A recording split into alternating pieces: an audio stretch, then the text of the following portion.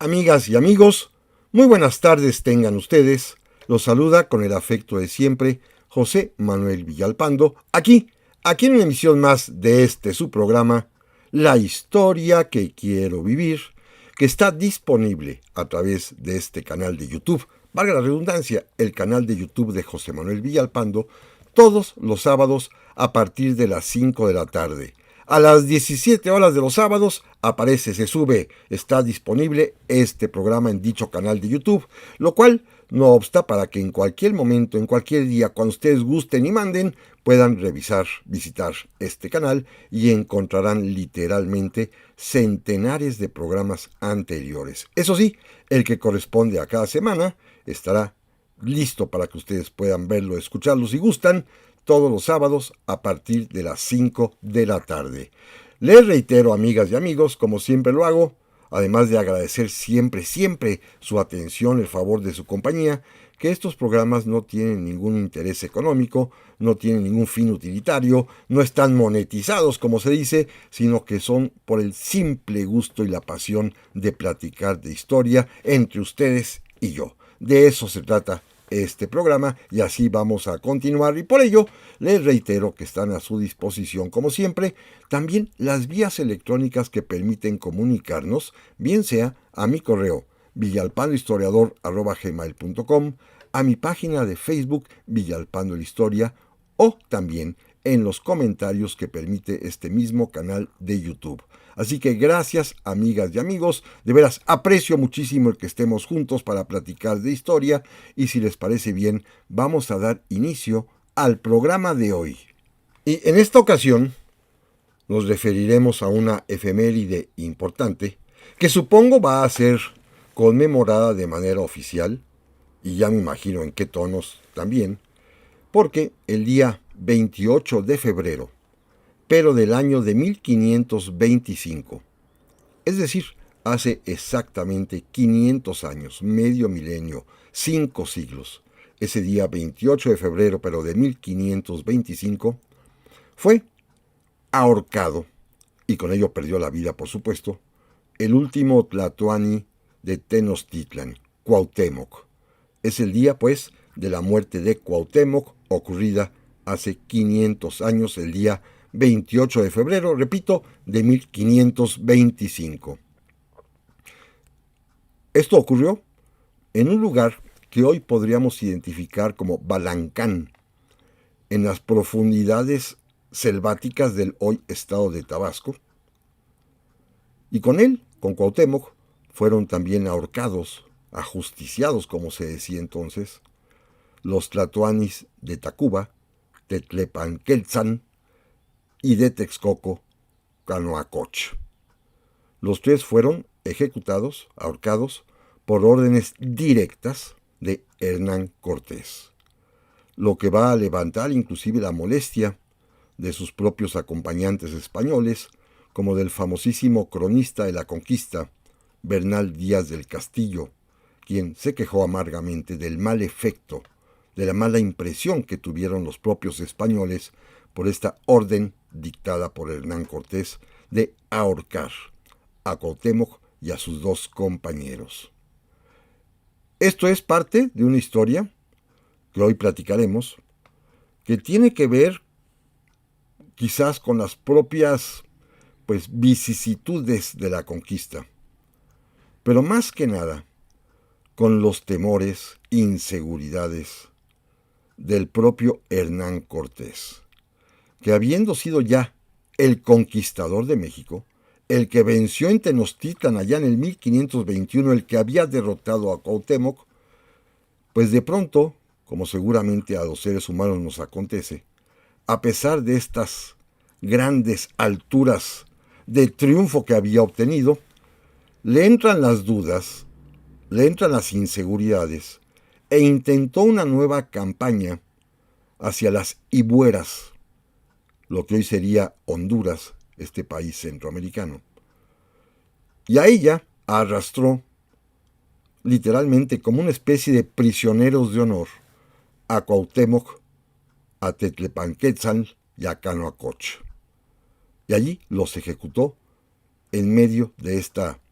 travesía para dirigirse a lo que hoy sería Honduras.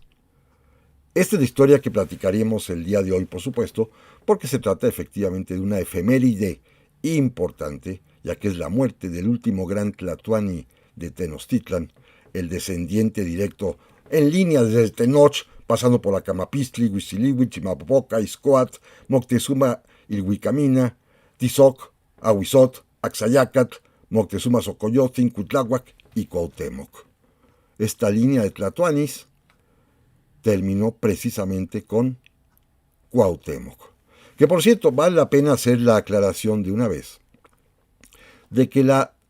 traducción al castellano del nombre de Cuauhtémoc, que siempre tradicionalmente le hemos dado, es la de águila que cae. Y desde, pues hace muchísimo tiempo, desde varios siglos atrás, se ha identificado este concepto de águila que cae como una especie de premonición con la que fue nombrado Cuauhtémoc desde niño, como si pudiera ser una especie de maldición de que con él terminaría el linaje mexica, que con él acabarían los días de la grandeza de Tenochtitlan, que iba a ser el último tlatoani,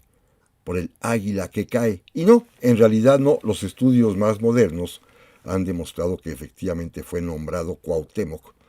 pero no con el concepto de un águila que cae derribada, sino de un águila que desciende para atacar. Como todos sabemos, las águilas, animales de rapiña, cuando detectan una presa en la tierra, un ratón, un conejo, una culebra, pues se lanzan desde el aire en picado, descendiendo a toda velocidad y afilando las garras para capturarla y tomarla. Esta es la acción de descender de un águila, con la que fue nombrado Cuauhtémoc desde su infancia. No en el concepto que, repito, tradicionalmente nos hemos aprendido desde los libros de texto de un águila que cae, como si fuera ya dramáticamente la premonición de que con él terminarían los días de Tenochtitlan. Es un águila pues que desciende para atacar. Y a lo largo de su vida, mientras fue tlatoani primero de Tlatelolco, la ciudad hermana de Tenochtitlan, y después cuando ya ocupó el trono máximo en esta jerarquía mexica de ser el tlatoani de Tenochtitlan, pues lo demostró, porque su bravura, su idea de defender a toda costa a Tenochtitlan, pues es la que ha pasado a la historia, precisamente como un momento digno de que a pesar de la derrota, mantuvo siempre la entereza. Recordemos que Cuauhtémoc fue, una vez elegido tlatoani de Tenochtitlan, quien alentó la defensa hasta la muerte de la ciudad, en contra de los españoles y de sus miles y miles de indios aliados que la sitiaban. Fue también quien decidió, pues, matar por sus órdenes a todos aquellos nobles tenochas, sus primos, inclusive los hijos de Moctezuma,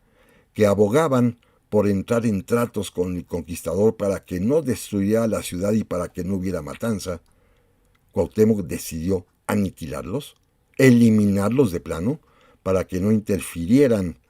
en el ánimo que él quería darle a la ciudad de resistir a toda costa, y que finalmente, cuando ya no quedó otra y que fue derrotado y vencido, cuando intentaba escapar en una canoa, fue alcanzado por uno de los bergantines españoles, tomado preso, junto precisamente con sus primos Tetepalquentzal, el tlatoani de Tacuba, y Canoacoch, el tlatoani de Texcoco, y llevado ante la presencia de Cortés. Y todos sabemos aquellas frases pues de mucha altura y elegancia que Cuauhtémoc, cuando estaba ya puesto enfrente de Hernán Cortés el vencedor, le dijo: yo ya he cumplido y he hecho todo lo posible por defender esta ciudad, y ahora toma ese puñal que traes en el cinto y mátame. Quería pues morir el momento en que fue capturado aquel día 13 de agosto de 1521, tal y como lo platicamos ya aquí en este programa hace pues ya 4 años exactamente, cuando nos referimos en varios capítulos a la caída de Tenochtitlan. Cortés no accedió, lo tomó prisionero y le concedió, digámoslo así, en principio, un trato muy digno. Era su prisionero, había caído en combate, y Cortés decidió mantenerlo con vida. Aquí comienza pues la historia de lo que hoy ocupa nuestro tema,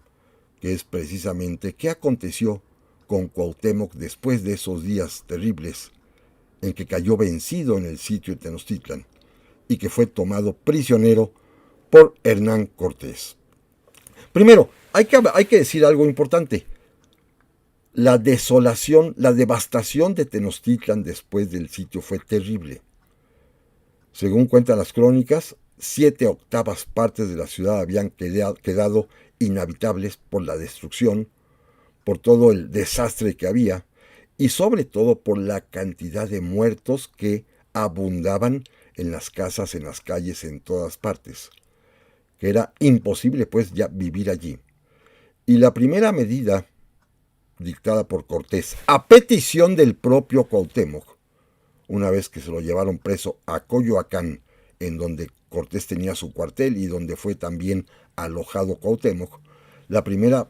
petición que Cuauhtémoc le hizo a Cortés fue permitir que los habitantes sobrevivientes de Tenochtitlan pudieran salir de allí por el grado de terrible infección posible que había en la ciudad por tanto muerto, por tanto cadáver abandonado, y que probablemente podrían causar una epidemia. Cortés se dio cuenta que la petición era bastante lógica y permitió, bajo órdenes de Cuauhtémoc que fueron difundidas a todos los demás habitantes de la ciudad, la salida ordenada de los sobrevivientes de Tenochtitlan para que se dirigieran a la parte de tierra firme, ya fuera hacia Chapultepec o hacia Coyoacán, para esperar órdenes posteriores. La siguiente medida, también dispuesta ahora sí por Hernán Cortés y aceptada por Cuauhtémoc, Cuauhtémoc le ordenó a su pueblo que bajo la dirección de los españoles regresaran a la ciudad para limpiarla. Esto es muy importante, ¿eh? La ciudad fue limpiada por los propios tenochas vencidos, siguiendo ya las indicaciones, las órdenes que les dio Cuauhtémoc, avaladas por Hernán Cortés. Esto va a ser algo muy interesante porque Cortés se va a dar cuenta del valor que tiene mantener con vida al propio Cuauhtémoc y va a decidir que el mismo Tlatoani, Cuauhtémoc, siga formalmente al mando de los tenochas, de los mexicas, ya no con el nombre de Tlatoani, sino con el cargo de cacique.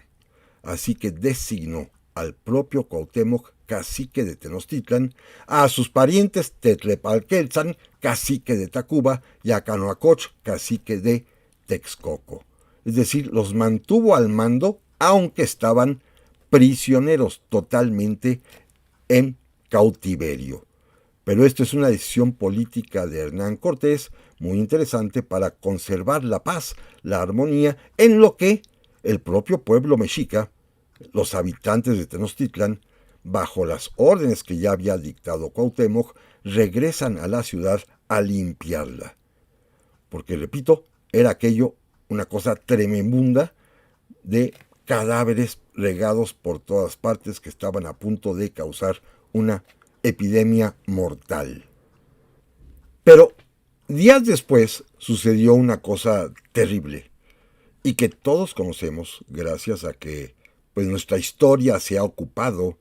de recordar a cada instante este episodio dramático y triste.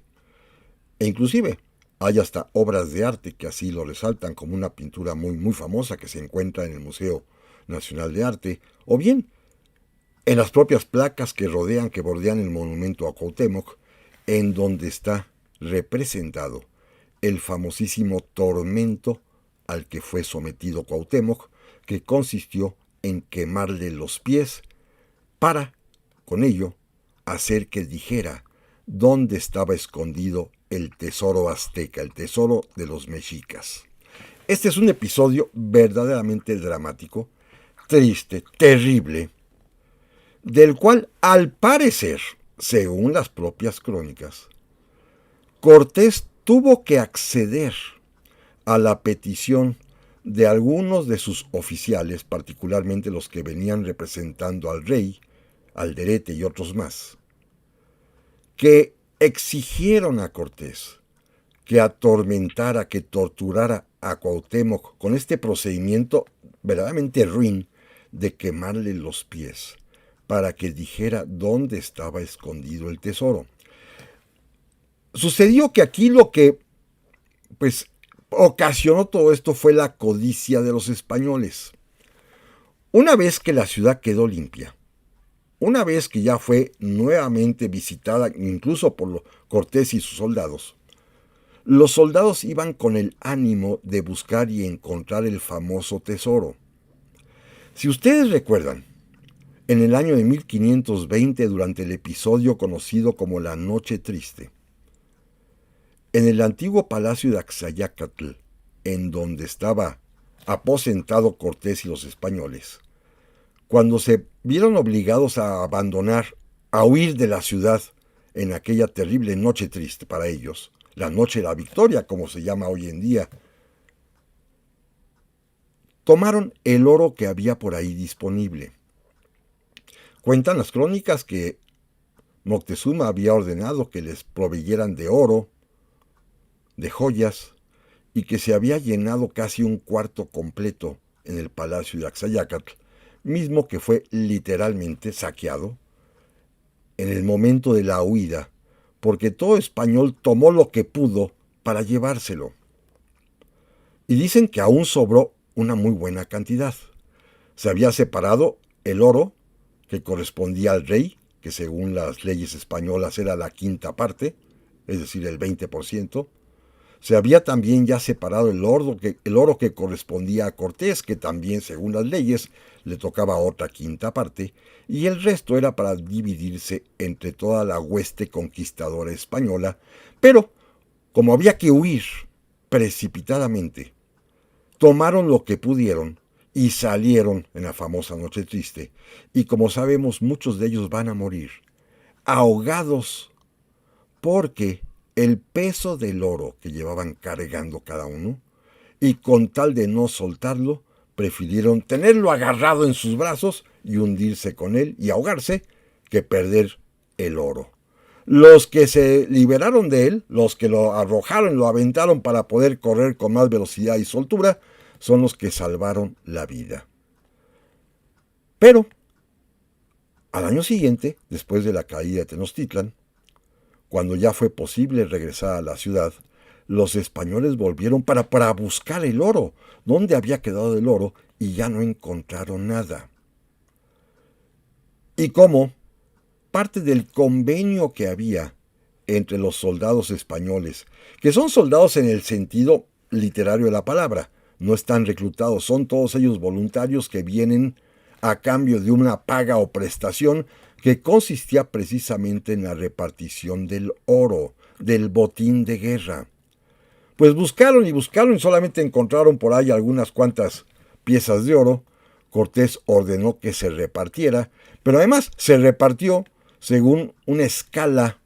de valores españoles. Los que llevaban caballo tenían derecho a más oro. Los que llevaban escopetas también tenían derecho a oro. Los que llevaban arcabuces o ballestas también. Y los que iban nada más con espada y lanza y a pie, les tocaba mucho menos oro que a sus compañeros. Así que, pues se repartieron lo poquito que encontraron, ya no había más, y había una total insatisfacción entre la propia hueste de Cortés, entre los soldados españoles, que estaban a punto de amotinarse y exigieron, a través de Alderete y otros hombres, que le pidieran a Cortés, que le ordenara a Cuauhtémoc decir dónde habían escondido el oro. Cuauhtémoc en un primer momento respondió que no había oro, después que lo poquito que había lo habían echado a la laguna, se metieron a donde Cortés les señaló que había informado Cuauhtémoc que estaba, no encontraron nada, y enojados, indignados para poder, pues, obtener riqueza, el botín de guerra, pues presionaron. Y según las crónicas, a Cortés no le quedó más remedio para apaciguar a sus propios hombres que ordenar el famoso tormento de quemarle los pies a Cuauhtémoc. Y así lo hicieron. En las pinturas, en las obras de arte que conocemos, aparece el propio Cuauhtémoc, acompañado también de Teteplalquetzal, Milagua, que es muy malo, el señor el cacique de Tacuba, su primo además también, el cual también fue puesto en la misma situación de tormento. A los dos les quemaron los pies. Y surgieron aquellas famosas frases cuando Tetepalquetzal, ya seguramente dando aullidos de dolor por la quema de los pies, le decía a Cuauhtémoc que dijera dónde estaba el oro, que si no veía que lo estaban quemando. Y Cuauhtémoc, según cuentan la leyenda, con palabras muy serenas, a pesar de que estaba recibiendo el tormento terrible de que le quemaran los pies, dijo: ¿qué acaso estoy yo en un lecho de rosas? Palabras que han quedado para la historia. Fue un tormento terrible, que no condujo a nada porque Cuauhtémoc finalmente no dijo nada del famoso tesoro. Con esto, se inmortalizó la terrible crueldad de Hernán Cortés, y en cambio también quedó para toda la historia y la eternidad la forma serena, valiente y digna de Cuauhtémoc, que a pesar de estar atormentándolo, quemándole los pies, no dijo nada y al contrario regañó a su compañero, que estaba literalmente suplicándole que dijera dónde estaba el tesoro. Una vez terminado este terrible tormento, Cuauhtémoc fue llevado ya de nueva cuenta a Coyoacán, fue atendido, le curaron las quemaduras en los pies y fue mantenido como prisionero, como cautivo, pero al mismo tiempo como señor, como cacique de Tenochtitlan, con vida por Hernán Cortés, en lo que se reorganizaba la vida, en lo que se hacía la traza de la ciudad, en lo que ordenaba también, por disposición de Cortés, que los mexicas colaboraran para poder abrir las nuevas calles, las nuevas plazas, para poder derribar todos los edificios que habían quedado dañados. En fin, Cuauhtémoc colaboró, porque no le quedaba de otra, con Hernán Cortés, y él era quien daba órdenes a sus súbditos, a sus antiguos súbditos, de apoyar y ayudar la nueva construcción, la traza nueva de la Ciudad de México, Tenochtitlan. Pero estaba con vida. Cortés finalmente lo mantuvo vivo, preso, eso sí, allá en Coyoacán, en el edificio que es la Casa de Cortés, que hoy en día es el gobierno de la alcaldía de Coyoacán. Ahí mismo estaba también viviendo Cuauhtémoc, Tetepalquetzal y Cano Acoch. Ahí los tenía Hernán Cortés. Pero vamos ahora a la historia que va a conducir a la muerte de Cuauhtémoc. Miren, repito, como dije hace un rato, que Hernán Cortés seguramente le entró una especie de insatisfacción, a pesar del gran triunfo que había obtenido, a pesar de ser el vencedor, el conquistador. Como en España tardaban en reconocerlo, y como él se sentía muy inseguro, decidió una locura para aquel tiempo, oyó hablar, le contaron de las riquezas que había en una zona que los indígenas llamaban las Ibueras, que localizándola más o menos correspondería, como dije hace un rato, a la actual Honduras, allá en Centroamérica. Había una especie de mito de la riqueza de aquellos rumbos y decidió enviar una expedición al mando de uno de sus principales subordinados, Cristóbal de Olid, a conquistar las Ibueras. Y Cristóbal de Olid, con buena lógica, salió de Veracruz, se embarcó en Veracruz, fue a Cuba para habituallarse, para reclutar más hombres y de ahí navegar hacia las Ibueras, hacia Honduras. Pero Cristóbal de Olid, que cayó bajo el influjo seguramente también de la codicia, que era uno de los insatisfechos por el reparto del oro que no le tocó casi nada, en Cuba pactó con el famoso Diego Velázquez, el acérrimo enemigo de Hernán Cortés, y decidió traicionar al conquistador de México, embarcarse para las Ibueras y hacer la conquista de aquella región, pero en nombre de Diego Velázquez, no de Cortés. Y cuando Cortés se enteró de esto en México, por supuesto, montó en cólera, estaba indignadísimo y decidió mandar a combatir a Cristóbal de Olid e inclusive ir él personalmente a someterlo, sofocarlo y castigarlo. Pero Hernán Cortés cometió una tontería logística. Como no quería embarcarse y no quería tocar Cuba, porque ahí estaba su enemigo Diego Velázquez, decidió emprender el camino a las Ibueras por tierra, por la zona que en ese momento conocían, es decir, salir de la Ciudad de México, avanzar hacia Puebla y Tepeaca, llegar a Veracruz y seguir por la costa, llegar hasta Coatzacoalcos y después internarse en la región que hoy conocemos como Tabasco, para avanzar por tierra y intentar cruzar todo Tabasco, lo que hoy sería parte de la parte norte de Chiapas, Guatemala, para llegar finalmente a Honduras. Era un trayecto larguísimo, dificilísimo, porque recuerden, no hay carreteras ni puentes, y la zona tabasqueña, selvática y con muchísimos ríos que son difíciles de cruzar, en medio de un calor terrible, va a ser literalmente una caminata dificilísima para Hernán Cortés y quienes lo acompañan. Fíjense bien, Hernán Cortés decidió que lo acompañaran 250 soldados españoles, que lo acompañaran también mujeres españolas, las esposas de los que ya habían llegado, que lo acompañara también la famosa Doña Marina,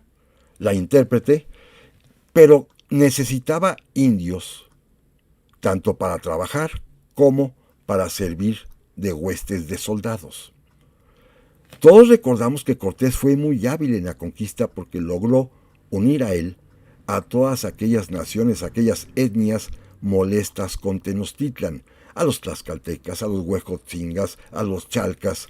bueno, a las Ibueras. Fíjense lo que dispuso Cortés. Le ordenó a Cuauhtémoc que juntara 3,000 indios de guerra, 3,000 soldados aztecas para que lo acompañaran. Es decir, fue con aztecas, con tenochas ya vencidos, ahora convertidos en soldados al mando de Hernán Cortés. Pero amigas y amigos, no se vayan, que de esto vamos a seguir platicando en un momentito más. Ya estamos aquí, amigas y amigos, para la segunda parte del programa esta semana, que corresponde a la conmemoración que hacemos aquí de los 500 años de la muerte, de la ejecución de Cuauhtémoc, el águila que desciende, el último tlatoani azteca, ocurrida, como ya lo informamos, el día 28 de febrero, pero de 1525. Hace medio milenio exactamente, hace 5 siglos, 500 años de la muerte de Cuauhtémoc. Nos quedamos cuando Cortés organiza la expedición a las Ibueras. Decíamos que es una locura absoluta lo que intentó Hernán Cortés por tratar de atravesar por tierra el camino desde la Ciudad de México, como se conocían los caminos, subir hasta Veracruz, dar la vuelta a la derecha hasta Coatzacoalcos, luego internarse en lo que hoy es el estado de Tabasco, para tratar de ahí por tierra, atravesando ríos, selvas y un clima calorífico tremendo, atravesando toda esa región por rumbos desconocidos para tratar de llegar al norte de Chiapas, cruzar Guatemala para desembocar hasta la actual Honduras, en donde se había rebelado Cristóbal de Olid. Que sin embargo Cortés no supo que Cristóbal de Olid fue muerto por sus propios hombres, que no querían separarse de la obediencia de Cortés y decidieron amotinarse allá en las Ibueras, en Honduras, y le dieron muerte al propio Cristóbal de Olid. Pero pues era muy difícil informarle a Cortés, las comunicaciones no eran como hoy, y entonces pues Cortés nunca se enteró que la rebelión de Cristóbal de Olid ya había sido sofocada, que había terminado con la muerte de este traidor a Cortés, y sin embargo, pues Cortés le urgía ir a las Ibueras, quizás con ese ánimo de obtener otra gran victoria, porque estaba, repito, en una condición, me imagino yo, no soy psicólogo, pero lo puedo presentir, de inseguridad, porque en España todavía no le respondían y todavía no lo enaltecían. Va a costarle trabajo este reconocimiento, como todos sabemos, no es el tema de hoy, pero Hasta proceso lo van a someter y hasta final de cuentas, mucho tiempo después le van a reconocer el título de Marqués del Valle de Oaxaca y le van a reconocer sus triunfos porque hasta el mismo Carlos V lo llegó a desconocer. Recuerden aquella vez que se encontraron ya en Europa mucho tiempo después, cuando Carlos V al darse cuenta que ahí estaba Cortés, pues no le hizo caso, y don Hernán Cortés, todo nervioso, todo urgido, le dijo: Majestad, yo soy quien ha dado a vuestra merced más tierras que todos sus antepasados. Hasta ese grado de inseguridad tenía Hernán Cortés, un gran conquistador en ciertos momentos y después un hombre con temores terribles. Y se fue a las Cibueras. Les decía yo que lo acompañaron 250 soldados. Llevó también a los dos famosos frailes que habían llegado originalmente. Uno de ellos era Fray Pedro de Gante, que se quedó en la Ciudad de México, pero los otros dos, Fray Juan de Tecto y Fray Juan de Ahora, se fueron con Cortés a las Cibueras. Llevó también a doña Marina, llevó muchas mujeres españolas que habían llegado y decidió llevarse 3,000 indios de guerra, 3,000 soldados mexicas a las órdenes directamente, y esto es muy importante, del propio Cuauhtémoc, acompañado de sus primos Tetlepalqueltzan, el señor cacique de Tacuba, y Canoacoch, el señor cacique de Texcoco.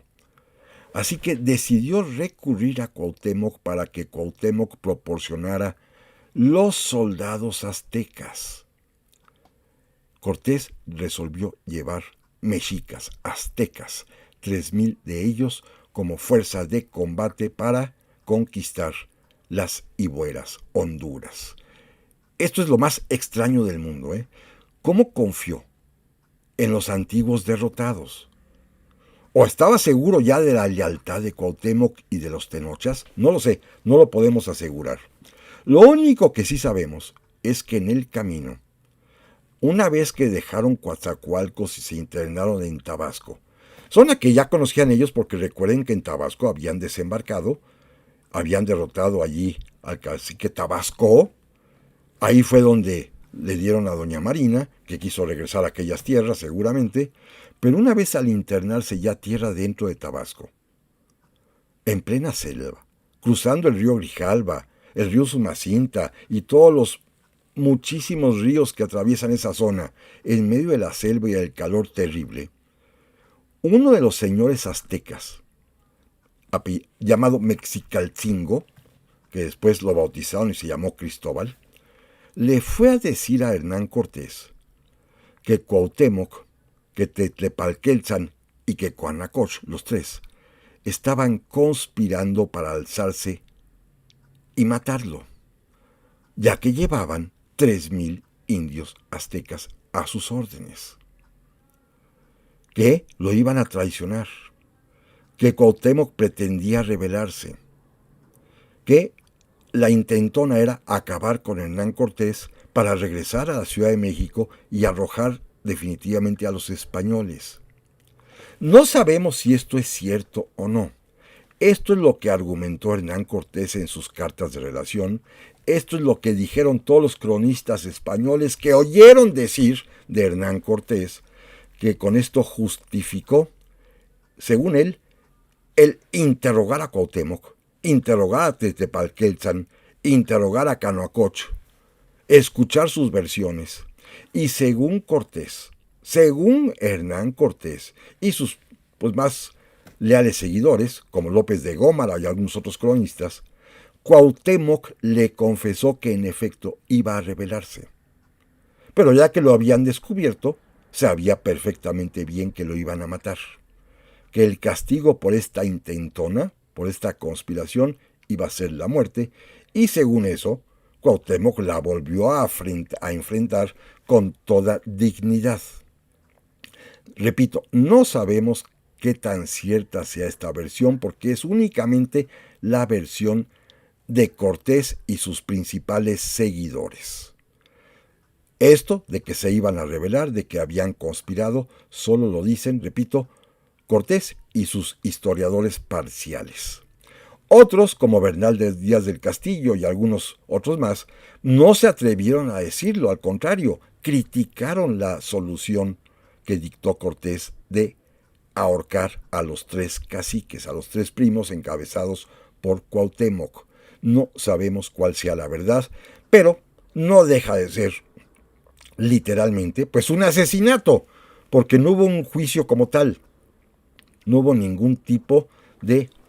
pues juicio con algún argumento, sino que bastó el interrogatorio que Cortés le hizo a Cuauhtémoc, con el cual, según Cortés, resulta que Cuauhtémoc reconoció que estaban conspirando y decidió ahorcarlos. Esto va a ocurrir, como le decíamos al principio del programa, el día 28 de febrero del año de 1525, en un lugar que las crónicas llaman Acalán, y que hoy en los mapas contemporáneos es una región de Tabasco, en la zona selvática de Tabasco, cuya ciudad principal se llama Balancán, Tabasco, al día de hoy. Ahí probablemente fueron en una ceiba colgados Cuauhtémoc, Tetlepalqueltzan y Canoacoch. Dicen algunos que antes de esto fueron bautizados y que fueron admitidos en la religión católica por los frailes Fray Juan de Tecto y Fray Juan de Ahora. Dicen algunos, no sabemos si esto sucedería o no, pero el caso es que Cortés dictó la terrible sentencia en contra de Cuauhtémoc y sus 2 familiares, los caciques de Tacuba y de Texcoco, y los 3 fueron colgados en una ceiba, insisto, en el día 28 de febrero de 1525. Ahí, probablemente ahí, mismo se enteró días después, Cortés, de que la rebelión en su contra en las Cibueras ya había sido sofocada, de que Cristóbal de Olí también había sido asesinado, y allí mismo ordenó el regreso a la Ciudad de México sin llegar a las Cibueras. Es decir, fue una expedición totalmente fallida, cuyo único saldo lamentable es que en ella, por llevar indios aztecas como aliados esta vez, le entró el temor, si ustedes quieren, fundado o infundado, y decidió ejecutar a Cuauhtémoc. Regresó a la Ciudad de México y ya emprenderá otras nuevas expediciones hacia el Mar del Sur y después irá a España, en fin. Aquí termina la historia, pues, de la vida de Cuauhtémoc cuando fue ejecutado, ahorcado, allá en lo que hoy sería Balancán, en el estado de Tabasco, en la parte muy interna de Tabasco, en una parte profunda, selvática, llena de ríos, con clima terrible. Ahí fue ejecutado, ahorcado, Cuauhtémoc, el día, repito, 28 de febrero de 1525. Pero pasan los siglos y vamos a el desenlace de esta historia. Nadie sabe en realidad, porque ningún cronista, ni español, ni indígena, ningún códice, consigna dónde fueron sepultados, si es que fueron sepultados los restos de Cuauhtémoc. Y digo si es que fueron sepultados porque la tradición mexica, la tradición azteca, la muerte de cada tlatoani era todo un proceso que implicaba al final la incineración de sus restos. No sabemos si los restos de Cuauhtémoc fueron incinerados ahí mismo en Balancán por sus propios seguidores, por sus propias huestes, o si fue sepultado. Lo que sí es un hecho es que nadie registra ningún dato, repito, ni cronistas españoles ni cronistas indígenas en los códices. No se sabe qué sucedió con los restos de Cuauhtémoc. Pero vámonos a 1947, durante el gobierno del presidente Miguel Alemán, y simplemente diré como prólogo que durante esta etapa de la vida de México, cuando se le trata de dar pues una especie de lectura heroica, mítica, al pasado mexicano desde el punto de vista de la revolución institucional, ya saben que esto de utilizar la historia para fines políticos es muy frecuente en nuestro país. Recordemos simplemente que el presidente Miguel Alemán podemos atribuirle la fama de que es un creador de mitos de restos óseos. Ya hemos platicado en otras ocasiones cómo durante su gobierno también milagrosamente aparecen los supuestos restos de los niños héroes que hoy sabemos que no son, no corresponden, no tienen nada que ver el dictamen antropológico real que hicieron, que encontraron que se trataba de 5 niños y un adulto, con las fes de bautismo que habla que son 4 adultos y 2 niños. Pero bueno, es parte de estos inventos del presidente Miguel Alemán, experto en eso. Bueno, resultó que en ese año de 1947 aparecen en una excavación los restos de Hernán Cortés que habían sido sepultados a escondidas por Lucas Alamán en la iglesia, en el templo de Jesús Nazareno, allá en el centro, a un lado del Hospital de Jesús, construido por el propio Hernán Cortés. Cuando la independencia, que se desató una especie de clima antiespañol, Lucas Alamán decidió esconder los restos de Hernán Cortés en una de las paredes del templo de Jesús, y de pronto aparecen estos restos de Hernán Cortés. Y claro, de inmediato se someten estudios antropológicos, médicos forenses, históricos, y se determina que en efecto corresponden auténticamente a los restos mortales del conquistador de México, Hernán Cortés. Y bueno, pues esto despertó y echó a andar nuestro patrioterismo en grado sumo. ¿Cómo era posible que estuvieran los restos de Cortés y no los de Cuauhtémoc? Y entonces se dio otro milagro, así como el de los niños héroes. Descubrieron una antropóloga mexicana que había sido una maestra muy destacada, una profesora, una líder feminista importante, doña Eulalia Guzmán, una persona de muchos méritos por lo demás, descubrió un supuesto códice que narraba que los restos de Cuauhtémoc estaban sepultados abajo del altar mayor de la parroquia Nuestra Señora de la Asunción en Ixcatiopan, Guerrero. Los restos de Cuauhtémoc estaban en Ixcatiopan, en el estado de Guerrero, y entonces doña Eulalia Guzmán avisó, pidió permiso e inició, sin autorización ni supervisión todavía, la excavación en la iglesia de Ixcatiopan, allá en Guerrero. Abrió el altar mayor y sacó unos restos mortales que dijo: estos son los restos de Cuauhtémoc. Uy, por supuesto, toda la prensa, todos los periódicos, naturalmente plegados a la ideología del PRI,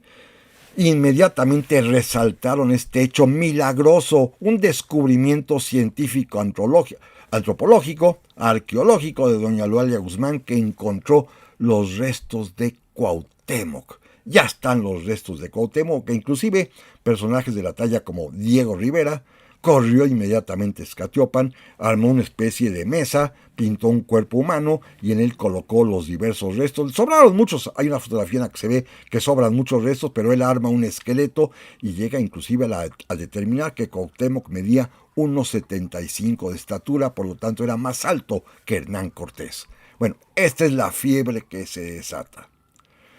Pero la comunidad científica, histórica, antropológica y arqueológica mexicana no está de acuerdo. Y el propio secretario de Educación Pública, Gual Vidal, con un poquito de, a ver, señor presidente, no exageremos, no podemos estar inventando restos humanos. Ya nos pasó con los niños héroes y resulta ser que no son, bueno, esto no sabemos. Bueno, nombraron una comisión, finalmente habrá 3 comisiones, fíjense, formada por los mejores historiadores, en este caso como don Silvio Zavala, como los mejores arqueólogos como Marquina, en fin, por los personajes más destacados que fueron a investigar los hallazgos de Ixcatiopan y encontraron precisamente que no son los restos de Cuauhtémoc debido a varias particularidades que les voy a mencionar enseguida. Solamente déjenme decirles que esto se repitió en 1949, en 1952 y nuevamente en 1975, cuando fueron en todos los casos designados los más destacados científicos en esta materia, en historia colonial, en antropología física y en arqueología para investigar, y en medicina forense, para determinar si los restos hallados en Ixcatiopan, Guerrero, corresponden verdaderamente a Cuauhtémoc, y la última de ellas, la de 1975, formó parte el famosísimo y gran arqueólogo mexicano don Eduardo Matos, quien escribe el dictamen final que coincide con el dictamen de las dos comisiones anteriores. Finalmente, no son los restos de Cuauhtémoc. Primero, hay una cuestión importantísima. Si ustedes, inclusive en los buscadores y en los mapas del día de hoy que hay en las computadoras, en las tabletas, preguntan por la distancia que existe entre Balancán, Tabasco, e Ixcatiopan, Guerrero, hoy en día, con todo y carreteras, en un camino por vehículo se hacen 15 horas porque la distancia corresponde a 1,075 kilómetros. 1,000 kilómetros de distancia entre Balancán, Tabasco, y esta población de Ixcatiopan en Guerrero. 1,000 kilómetros. Que repito, hoy por carretera y si no hay tráfico son 15 horas. En aquel tiempo, 1525, recorrer esta distancia hubiera llevado literalmente más de un mes. Y los españoles no llevaban los elementos químicos suficientes para poder amortajar y embalsamar el cuerpo de Cuauhtémoc. Llevarlo entre la selva con el calor, aquello hubiera sido terrible porque se hubiera descompuesto de inmediato. Así que, primer obstáculo importante, la distancia de más de 1,000 kilómetros entre Balancán, Tabasco, e Ixcatiopan, Guerrero. Segundo, el propio dictamen establece la parte más contundente de todas, y es que el famoso códice, un códice que llaman Códice Juárez, no por Benito Juárez, sino porque según eso lo encontró un señor Florentino Juárez, vecino de allá de Ixcatiopan, y que se le atribuyó inmediatamente que era un códice producto del dictado de Fray Toribio de Benavente Motolinia. Y entonces todo el mundo lo creyó y doña Eulalia estaba seguro que era obra de Motolinia, y con esto fue a excavar. Bueno, el primer resultado importante de estos dictámenes es que el códice famoso Juárez es un códice apócrifo, es decir, falso. Utilizaron papel antiguo, pero no del siglo XVI, sino como del XVII. Y la grafía que utilizan es del siglo XIX, finales del siglo XIX y XX, y no la grafía, es decir, la manera de escribir del siglo XVI. Así que se descubre pues que es una falsificación este códice que señala a Ixcatiopan como el lugar de reposo eterno de los restos de Cuauhtémoc. Pero la parte determinante, la parte antropológica y de medicina forense, de medicina legal, es apabullante. Se trata de los restos humanos revueltos de al menos de 7 u 8 personas, entre ellos niños. Así que son restos humanos revueltos de 7 a 8 personas, cosa que se puede determinar con facilidad hoy por los exámenes de ADN, pero ya desde antes por los exámenes de la propia textura, consistencia de los propios restos mortales, restos óseos de los huesitos, pues. Así que se trata de 7 a 8 personas, incluyendo niños. No es un solo cadáver, son 7, 8 muertos. Repito, con niños inclusive. Pero el cráneo es lo más interesante. El cráneo que es atribuido a Cuauhtémoc, los estudios forenses y de medicina legal determinaron que se trata de una mujer. Y además una mujer mestiza, probablemente del siglo XVIII. Así de terrible es el dictamen demoledor que se da en contra del famoso hallazgo de los restos mortales de Cuauhtémoc por la famosísima antropóloga que tiene nombre de calle gigantesca aquí en la Ciudad de México, doña Eulalia Guzmán, una mujer meritísima en otros aspectos, Fue inclusive la directora del archivo del Instituto Nacional de Antropología e Historia, fue maestra normalista, maestra de grupo, encabezó muchísimas actividades culturales y por los derechos de la mujer, pero en este caso seguramente llevada por el patrioterismo, no por el patriotismo, sino el patrioterismo, y seguramente con indicaciones del más alto nivel, porque insisto, al presidente Miguel Alemán le encantó esto de inventar restos mortales, pues la llevó a este episodio curioso, en el que, anticipándose a que llegaran los expertos del INAH para excavar, ella nunca había trabajado en una excavación, digo sí, había colaborado antes con don Alfonso Caso en excavación de Monte Albán, pero no había estado a cargo, en realidad, técnicamente en ninguna excavación, y lo hizo como Dios le dio a entender, claro, contra las reglas de la propia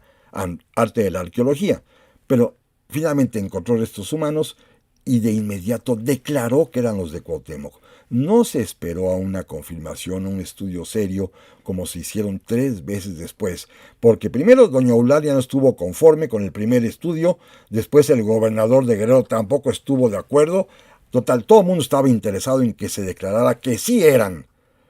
Y el gobierno de la República no se atrevió,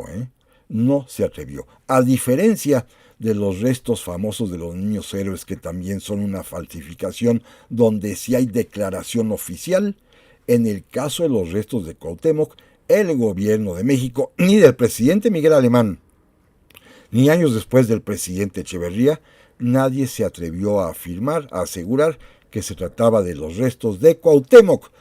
Pero sí trascendió. Y hoy en día es una especie de conocimiento popular, una tradición mexicana, un acto de fe de patrioterismo, el creer y el afirmar que los restos mortales de Cuauhtémoc se encuentran en Ixcatiopan, Guerrero. No sé, repito, cómo vaya a ser la conmemoración oficial,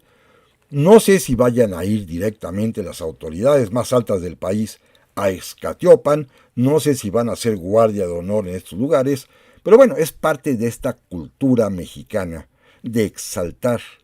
aún desmesuradamente, aún con mentiras, lo que podríamos llamar la historia de la patria, convertida, insisto, en un patrioterismo. Pensar, y seguramente se va a utilizar porque se presta precisamente la viril conducta y la digna conducta de Cuauhtémoc en los momentos actuales, cuando estamos frente al embate de los Estados Unidos, naturalmente que se va a prestar utilizar inclusive las mismas palabras de Cuauhtémoc, cuando decidió alentar a sus súbditos a que resistieran hasta la muerte a la conquista de Hernán Cortés cuando le puso sitio a Tenochtitlan. No dudo que sirva también de instrumento hoy en día para poder motivar, para poder entusiasmar, para poder estimular esta necesidad de la defensa de la soberanía nacional. Pero tampoco sé si vayan a ir a Ixcatiopan y si se vaya a declarar ya oficialmente que ahí están los restos mortales de Cuauhtémoc, cuando 3 comisiones de los científicos, historiadores, antropólogos, arqueólogos y médicos legales más prominentes de México han descartado, por estas razones que hemos comentado, la enorme distancia entre Balancán y la ciudad de Ixcatiopan, más de 1000 kilómetros, la dificultad para poder determinar la realidad de esos restos, que son de 8 personas diferentes, incluyendo niños con un cráneo de mujer, y además también el que el códice que resultó como base resultó ser falso, apócrifo. No sé qué vaya a suceder, pero que hoy es parte de esta cultura mexicana exageradamente patriótica, y todo debido, repito, a un presidente que le gustaba inventar restos mortales. Pero esto no quita ni un ápice a que la figura histórica de Cuauhtémoc sí es de una dignidad inmensa, que es lo que debemos tener presente siempre, la manera en que es como se comportó con valentía, con dignidad,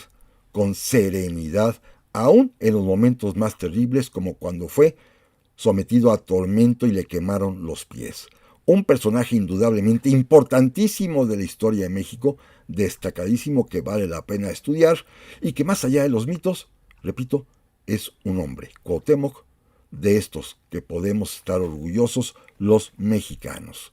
Amigas y amigos, muchas gracias por su atención y primero Dios, aquí nos vemos la próxima semana.